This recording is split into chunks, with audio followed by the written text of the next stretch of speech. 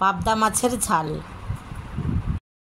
Hello বন্ধুরা, আজকে আমি আপনাদের পাবদা মাছের ঝাল রান্না করে দেখাবো।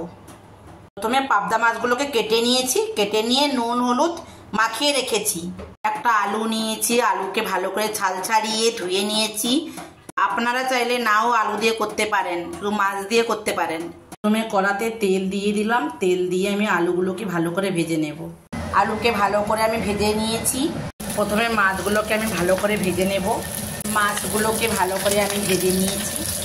কড়াতে তেল দিয়ে দিলাম, অল্প করে 5 ফোড়ন দিলাম,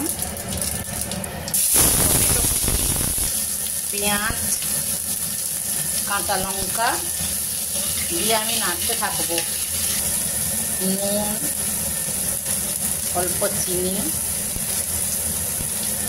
পরিমাণ মতন হলুদ গুঁড়ো সব একসঙ্গে দিয়ে আমি নাড়তে থাকবো।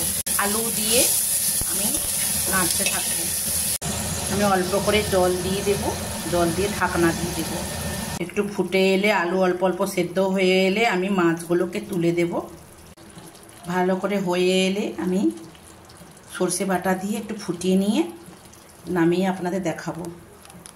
দেখুন, আমার পাবদা মাছের ঝাল একদম রেডি। আপনারা এইভাবে করবেন, দেখবেন ভালো লাগবে খেতে। ধন্যবাদ বন্ধুরা।